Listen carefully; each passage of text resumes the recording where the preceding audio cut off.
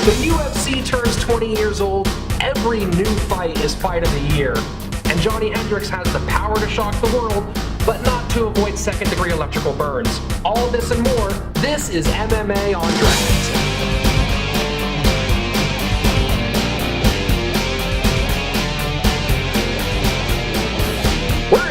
Restaurant and Lounge in Sherman Oaks, California. This is MMA on Draft for First Run TV.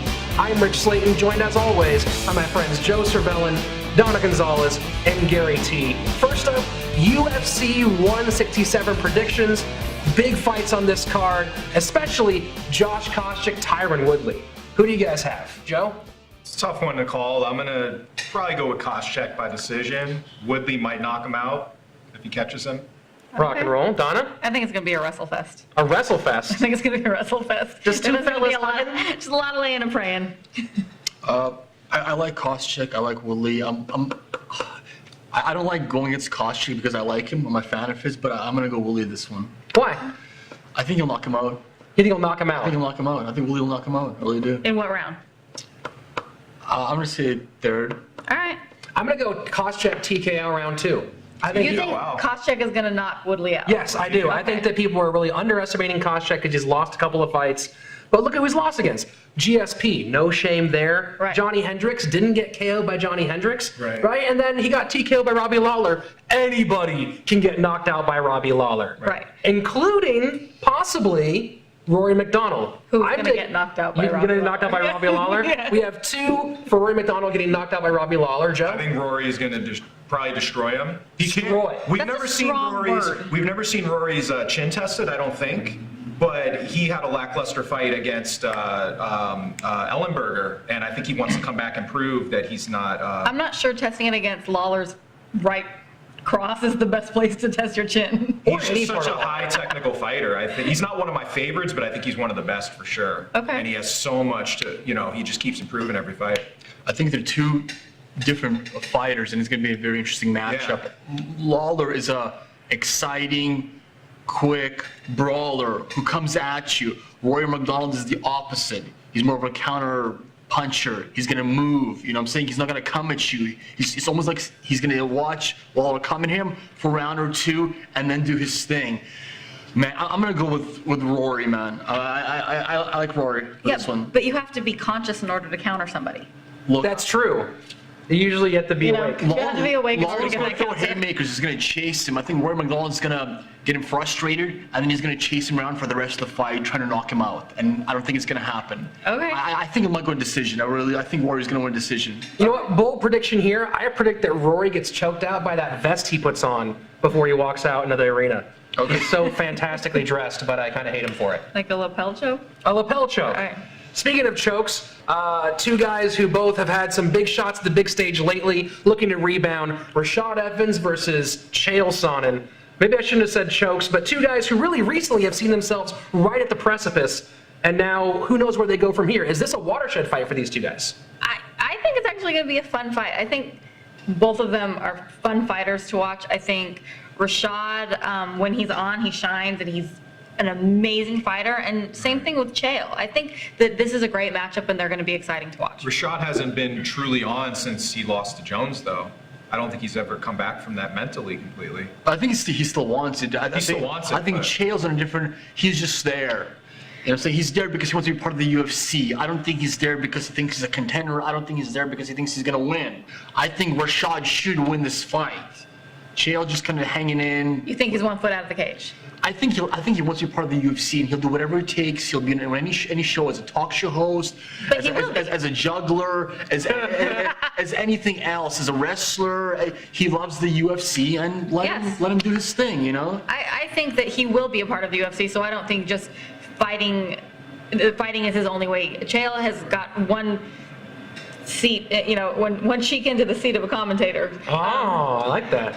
But I think it's going to be an exciting fight. I think that they're not. I think these aren't new fresh guys who are trying to make their way into the UFC. I think these two are going to put on a great show because they've already established who they are, and they're both fan favorites. Chael might be the favorite person to hate, but he's that. I just hope those guys beast. I think Chael's going to beast. I think they're going to beast. I think they will. I just hope Rashad beasts. Like old school Rashad, you know, he always just... Little this action at the end. I just hope it's not like Henderson versus Shogun. That was one I was really excited about a few months ago, and it was just a stalemate. It was a high-level fight, but it was just... There's a huge chance of that happening That's what I because think's gonna happen. That could be the WrestleFest. They could just wrestle the hell out of each other, and Right. we'll all be like, oh, okay, get off the cage. Well, Right. speaking of wrestlers who might do something different, the title for 170 pounds, the welterweight championship, the bearded one, Johnny Hendricks, versus the pretty boy, George St. Pierre. Yeah. He is pretty, let's be honest. He's pretty. He's pretty. He's pretty to look at. He's handsome. He's quite handsome. Okay. Big deals made of Johnny Hendricks in that right hand. I guess. The power to shock the world. Does Johnny Hendricks knock out GSP? Let's start there. Any takers? He Who's could buying? knock him out. First of all, GSP has a relatively suspect chin anyway, and Hendricks knocks out everybody he touches with that hand, and he claims he wants to touch him with the other hand this time, just to prove he could double hand. But I think GSP might just box his face in. You think GSP is going to outbox Johnny Hendricks? It can go either way. I can see Hendricks. Yes. I'm wishy-washy in this one. I can see Hendricks just annihilating GSP. If anybody can beat him, it's Hendricks. But GSP always brings in the ultimate game plan for whoever he fights. Okay. He's been boring for a while, but a high level of boredom. He is the top boring fighter in the Top world. boring fighter. Literally. So he is the top. I think he might He's bring the some best of the elite boring fighters. fighting. I think he's going to get knocked out. I think that... You're crazy. I think there's going to be a change in the guards. You're crazy. No. Crazy about what? Yeah. Crazy about thinking that Hendricks is gonna win. Have you seen any of the... I have. You know who he is, Fight, right? right? Johnny Hendricks, you've heard of him? There's people at this table who think GSP is gonna get knocked out. That's what every wrestler with the... This table. Well, this serious, and it seems Oh no, don't put me in that camp. I think GSP's going to win that people fight. at You this think table. GSP's going to win? I think GSP's going to win this fight. Wait, Let me finish. Let me finish. I was speaking You're first. getting a roll. I think that Kanye West over here. every wrestler who GSP has fought before Hendricks, it was the same kind of thing. Could he figure out GSP? And GSP has destroyed Fitch, Shields, Koscheck. Those are solid wrestlers who know how to box. Hendricks is going to walk into the ring and realize who GSP is before, because all of these guys probably walk in thinking, I'm gonna be the guy who solves GSP. Right, I thought Diaz was gonna be the guy. GSP is I gonna really box him. He's gonna be quicker. He's gonna kick him in the legs. He's gonna take him down, and Hendricks is gonna just chase him, hoping to land in one big laugh. You don't what Koscheck tried to do, and where he got killed pretty much with a jab. But you don't think that Hendricks has been watching all of his old fights to know that? It's more than watching. When you get in the ring with somebody like GSP or Silva, it's like you realize when you see the speed and the takedown. You can even see that on Diaz. He got in Diaz's head. Yeah. He broke Diaz. Diaz down didn't know. mentally. Diaz was like So this. that What am I says- supposed to I do? think I gained more respect for GSP during that Diaz fight. It was boring. It was disappointing. But he did something to Diaz. You could see it in Diaz's eyes. So that means I don't something. think It's gonna happen to Anybody Hendricks. doubts It's gonna that happen to Hendricks. Same thing. No, I don't think anybody doubts GSP's ability and his ability to win a fight. Right. But like Anderson Silva, he's not infallible, and somebody is going to come but in he's and... not as arrogant either. He's definitely not as arrogant. doesn't use it as he a does. game plan. He That's does it. exactly what He's he's not gonna have supposed to do. his He hands comes down. in. Every fighter is the hardest fighter he's Yeah. ever going to face, Yeah, and yeah, that's yeah. awesome that he does that. But I do think that there's going to be a changing of the guards. I think that Hendricks wants it more. Changing of the guards. All right. 2014. Great phrase. I know, it is a I like it. fantastic I like it. nice little fantastic turn of one. So, you're taking Hendricks to change Hendricks. the god. Change You're taking the Hendricks to god. the same. Gary, who in 2014 has the chance, who do you think is going to take a title in 2014? Guys, thumbs out. I got three. I have three today. All right. Three that Three can people beat that you think- GSP or No, who will win a title? Nobody's gonna win the welterweight. I don't think. But I think heavyweight. I think for light heavyweight and middleweight. Okay. I have contenders. I have Verdum. All right, hold on. Thumbs up, thumbs out. Who's going to win a title in I think 2014? Verdum has a really good chance of taking on Kane. Negative. Okay. Yeah. Cormier taking out Jones. I think he's. Yeah, I'll give think Cormier's kind of unbeatable right now. I want to see that fight, but I don't know how to answer. I'm upset that you went to light heavyweight. This is one of the first Why are you stuff Gary upset? ever That's gets exactly for where me. he should be I'll fighting. talk about some other time. And Vitor, I think Vitor can beat Weidman if Okay, That hold would be on. So let me ask the question. Does Vitor fight in Brazil or where there's drug testing? that's another topic we're gonna be discussing. No, that's it. I'm going to give you both then. I'm going to give you both of I those. think Vitor's Unprecedented, no thumbs up, thumbs down for the first time. Yeah, both at the No, same time. I think the answer is that. Where are they fighting? Now, whoever Vitor does fight next, that has a chance to be a Fight of the Year candidate. And one of the big Fight of the Year candidates that You mean Gary... exchange of the year? Exchange of the Year, Yeah. yeah. Communication between two humans using their bodies. Right.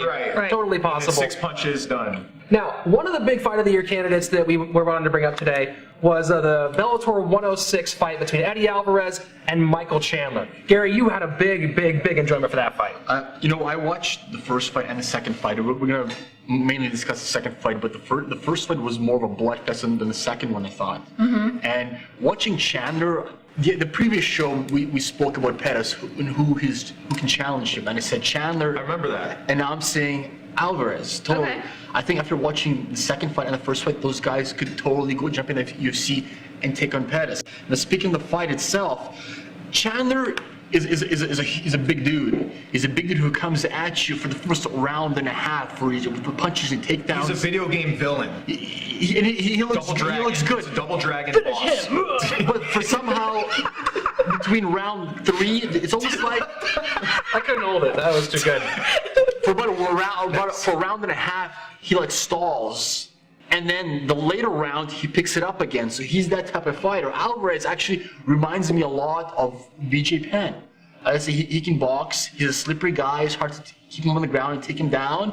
I mean, I really enjoyed that fight. What do you guys think? Was it the right decision? A pretty controversial decision. No, you think Chandler I won had that it for fight? Chandler. I had it for Chandler, and I also, I thought it was a good fight, but if we're talking about Fight of the Year, I don't think it was a Fight of the Year. I think you Candidate. We're talking about this is a candidate. It could be a candidate, but if you set it next to, let's say, Diego versus Melendez, it's not in the same. It's not there. I mean, you watch those two guys go at it, and it Right. depends also on what your criteria for Fight of the Year. Do you want That's a blood? good point. Do you just want guys who leave everything, every bit of their soul into the cage? Do you want to see somebody like completely technical? Because then we Right. bring in Jones Gustafson. Right. There's so many other fights that we Right. could talk about. And- What's your criteria for Fight of the Year? And maybe some sort of twist about who they are. Like Yes. Jones, that's the first time we've seen him as a mortal. Yes.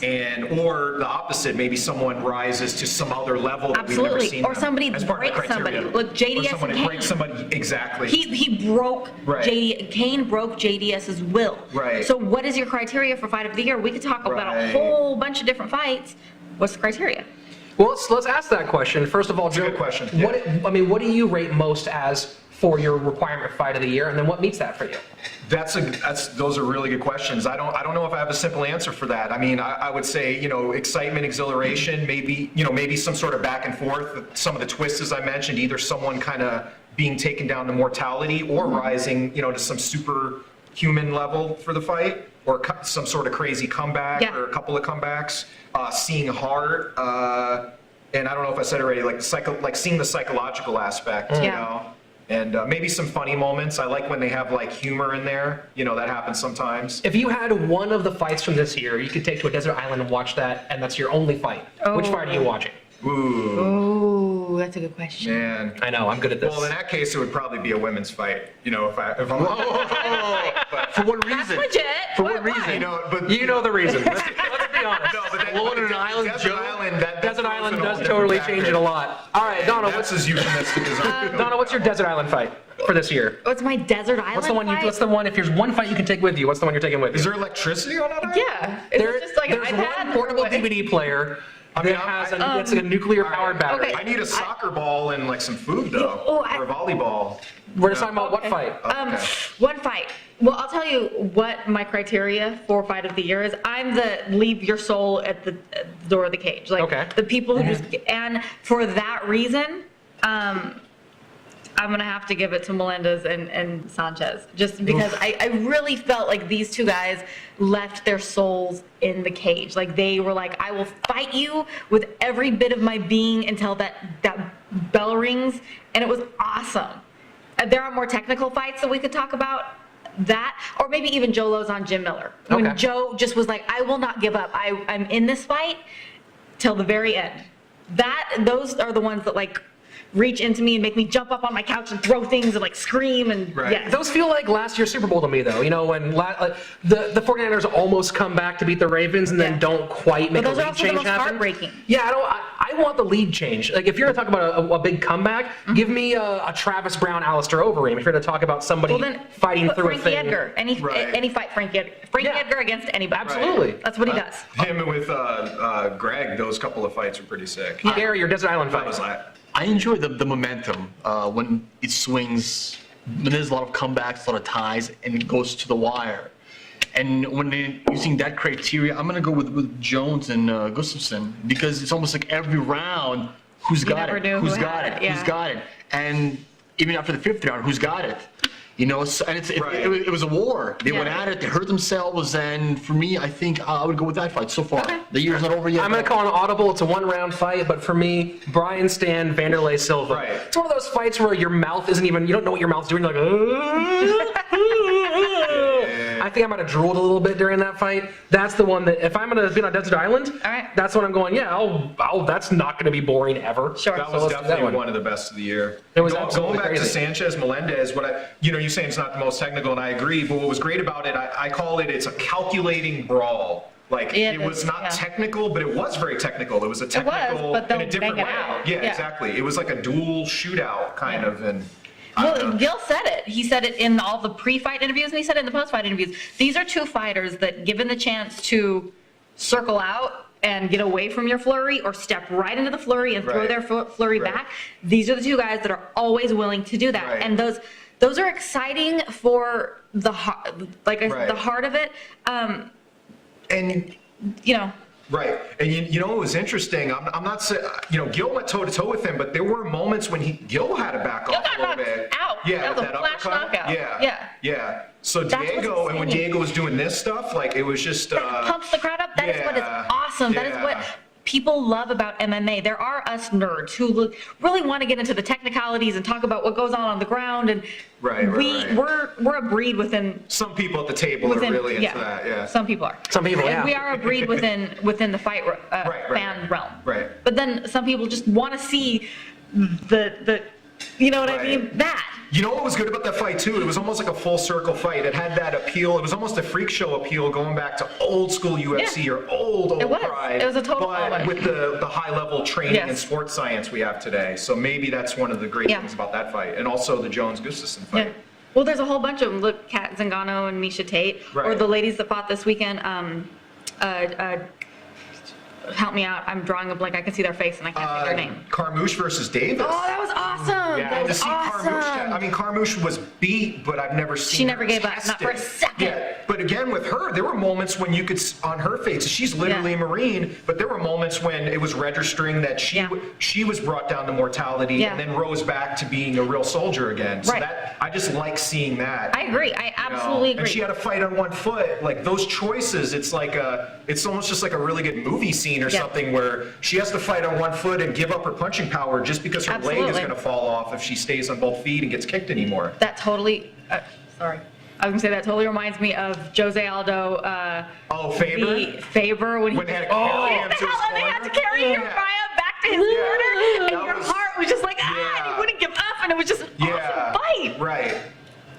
That was a fight one of the fights of the year right there too. Absolutely. That was Many years ago. 2010. Yeah. Many years ago. Many years ago. Well, a possible fight of the year for this next year. Hopefully, we get a chance to see this one. And we had talked about that before, Cormier versus John Jones. Oh my God, I'm excited for I that think it'd be one. awesome. That's probably the one I'm most excited for right now. But the big story there for me really isn't Cormier fighting Jones. It's why Cormier's fighting Jones. And that's Cormier going down a weight class Yes. to avoid his friend Cain Velasquez.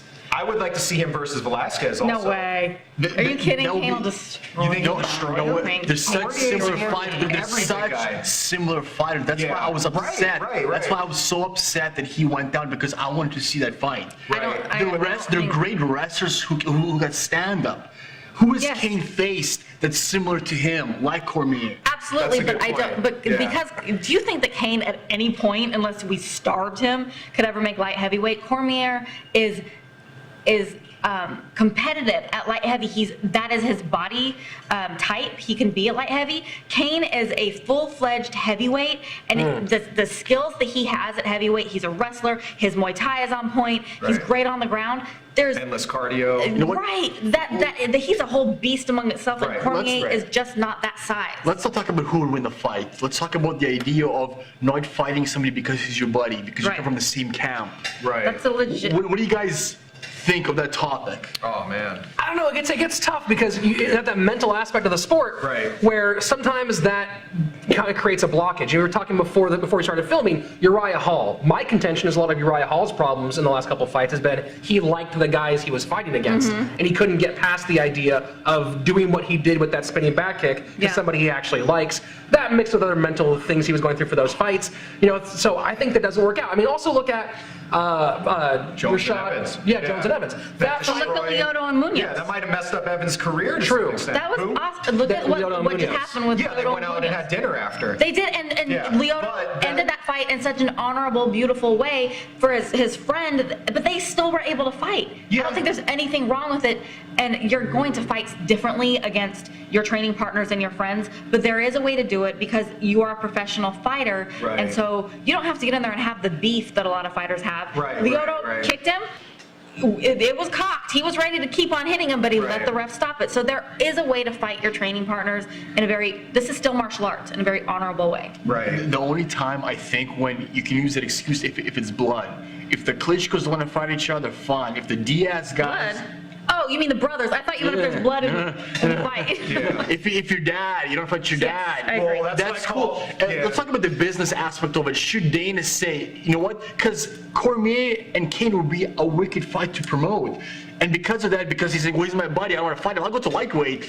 Can't Dana say, you know what, that's a big money fight. No, you're not. You're going to fight Kane. I know you guys are buddies and stuff, but you should fight Kane. That gets so squishy, though, because the reason why mixed martial arts is okay is because both people agree to the fight.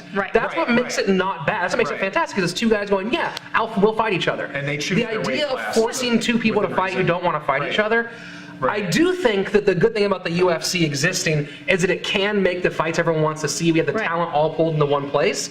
But the idea that you compel someone to fight, that for me crosses a line. I don't think you should compel somebody. It's mandatory. You should. You're under contract as a professional fighter. This is not, let's go take those two dudes at the bar together and make them fight. I'm going to go with the Diaz defense in this one, and not just brother versus brother, but Diaz, they will not fight Melendez. Either brother will not fight Melendez or Shields. None of them will fight each other. If one of them gets the title first, the other guy will change the weight class. And those guys are the toughest as they come. They're all willing to ready and able to die in the ring. So if they don't want to fight their teammates, that's what I call the Diaz defense. Fighting under the same coach, it gets tricky. That's what but I'm saying. friends, I guess I'm there's so many fighters in the UFC. You can't be like, I can't fight my friend. You know everybody. Because you build relationships, and I get that you can put it aside. It's kind of tricky. I will give you that. Yeah, specifically brothers. Even trickier, even though that'd be cool. Right. Because it's not a team sport, but it is a team training sport. That's the catch about it. It's not team sport, but it kind of is a team sport until you get in the ring. I mean, you could start using that as an excuse, train on your own. What if, it's my homie, can't fight him. Oh, really? Are you just scared of him, or do you just really not want to fight him? There's one person who's allowed. I think there's only one person who should be compelled to take any fight the UFC makes up, and that's the champion. The champion has the responsibility to take all comers, whoever Joe Silva says he fights. Other than that, if it's not for a belt, don't you dare make me fight my friend or my training partner. I'll fight anybody for a belt, other than for the belt. Get the hell out of here. Should Diaz fight Gil Melendez for a belt? If one of them was a champion? If that's what I just think if those guys aren't willing to do it, those guys are willing to do anything. But if that's their limit, I can respect that. I don't know. Even if you use an excuse to anybody, you're saying I don't think it's an excuse to those guys. I think Dana should. They're like soldiers. It's like that's their, In boxing these days, fighters can pick fighters that are good for them. Like Mayweather, just picking guys who he knows he can beat. If that may happen in MMA sometime, where I don't want to fight my buddy, but I fight this guy. I'm a wrestler. He's a kickboxer. I want to fight this guy over here. See? In between people picking instead of Dana saying, you know what, you're gonna fight him. This fight will make big business for us. So you're gonna fight Kane. I think that's what Dana should have done with Cormier. like Rich said, you know, it ultimately has to be up to the fighter. They're ultimate fighters, and it's ultimately up to the fighter. I think it you know, because if Yeah, but they work for I think they're it the comes down freelance to- contractors working for the UFC. You know, they got to do at the end of the day what the UFC tells them to do. When it comes to media or anything on who to fight or where to go, they well, they work can't for tell them. everything, I but think part of why you become a fighter is so that no one can ever tell you what to do.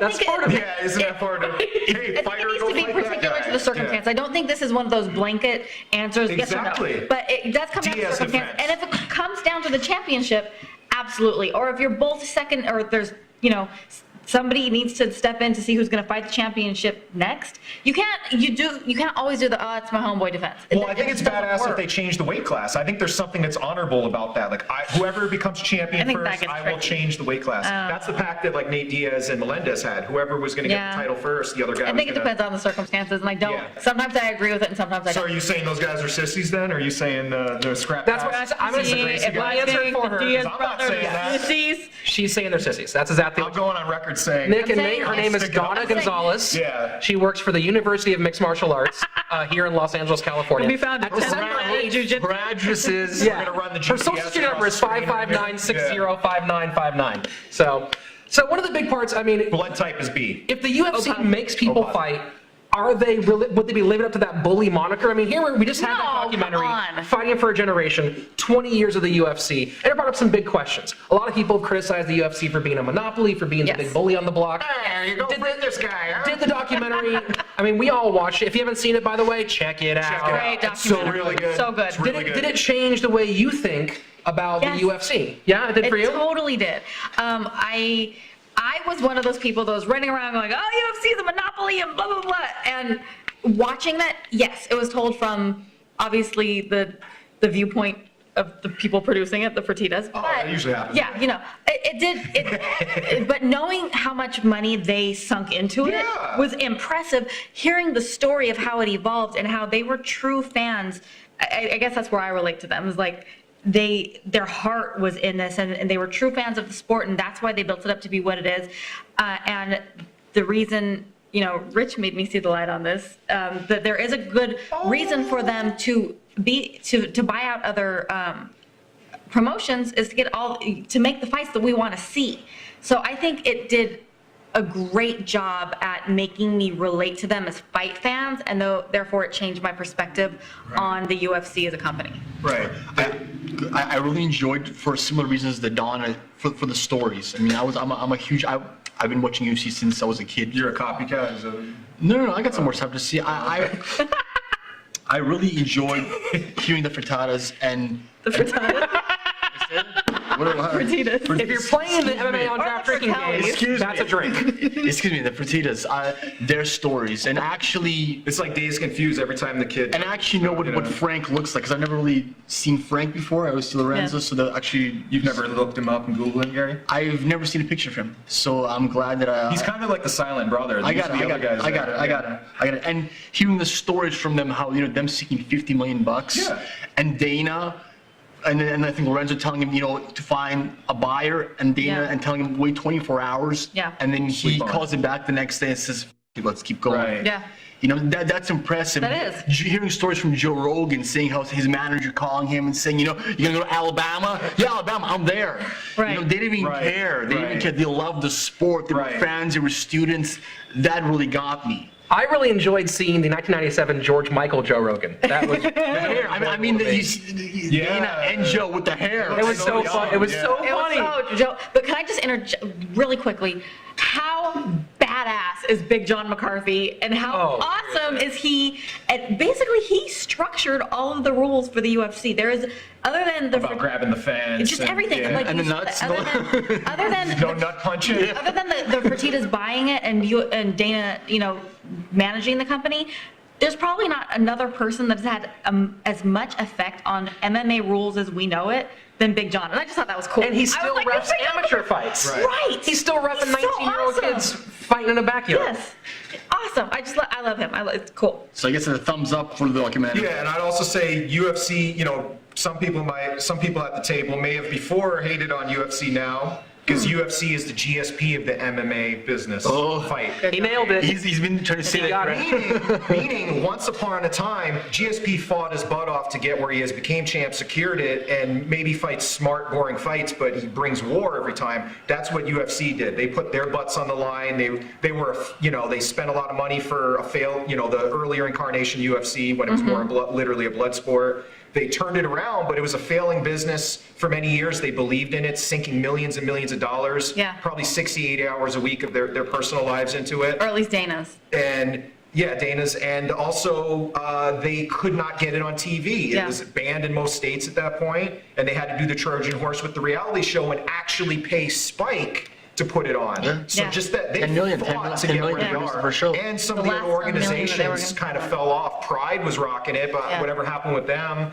they kind of fell off. With that said, though, I'll play devil's advocate against myself like I like to do. And I was a little disappointed. Well, I don't know. When UFC bought WEC, I had mixed feelings about that. Back in 2010-ish. Because WEC was awesome. It wasn't as mainstream, but those fights were, I would say, consistently more exciting. Consistently awesome. They were little guys. And then with Strike Force, I just wish, maybe I'm naive about the business aspect of the MMA game, but I just wish they could have cross-promotion fights without necessarily Buying them. like have Alvarez come over for one fight, have whoever But they come don't over. own Bellator. Like I know. So I'm saying loaning if fighters. they that's what I'm Loaning saying. fighters. Loaning fighters. If they had him come over for one fight. All right. I am impressed that you were able to come up with that GSP MMA. Yes. We have a lot to be thankful for to the Furtada brothers I'm thankful. and Dana White Thanks. to make sure we're talking about fighting and not ballet. This is MMA on Draft from First Run TV. I'm Rich Slaton. Joe Cervelin. Dawna Gonzales. Gary Teperman. We've been here at Stir Restaurant and Lounge in Sherman Oaks, California. See you next time.